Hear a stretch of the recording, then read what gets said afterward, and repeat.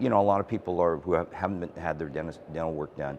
They're excited about getting their hygiene done. They want to look good again. They're going back to their offices or their workplaces, and they're very excited about wanting to appear better. So I know it is a big increase in a lot of anterior work. The posterior work will always come. Some people are, will do a lot to maintain health. Others will kind of, neglect it for a bit and need help with that. But I think the biggest change is a lot more aesthetic dentistry being done, and a big demand for Invisalign. They're willing to wear that.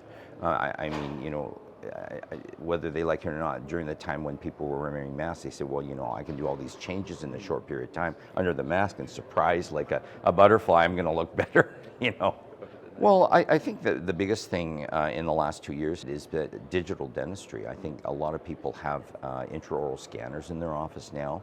I think that makes it convenient. There's less people visiting. Things go to the lab quicker. Things are being done more efficiently. To be honest with you, that's the biggest change in my practice. During the entire COVID time, 2019 to now, is when I've had an intraoral scanner. And, I don't think I use impression material as much if at all, for a lot of the procedures because of the advent of that. I think that's a big change in that time period. I think it's a significant one for me. It's just the same. I think the biggest challenges in practice is, the things that we've always had traditionally is managing the team. I think a huge challenge is the availability of auxiliaries in your practice. Dental hygienists, dental assistants, admin team members. Some have been afraid to come back to work. Some have been afraid to, or have found other types of employment that they've gone into. So it's pretty challenging, I think, in all workforces, including the food and beverage industry. I mean, it's been challenging that way. So if you ask me that's the biggest one. Keeping them happy. I think everything is a little bit more.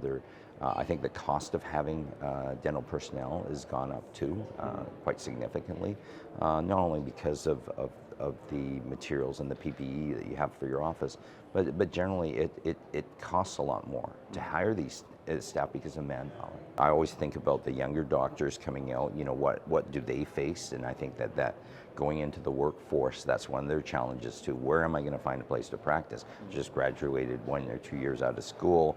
Other practices that aren't busy, how am I going to keep up with the dentistry part? And so keeping them well educated and employed. And you think about this change from digital to analog to digital, people, honestly, I'll divide it down the middle.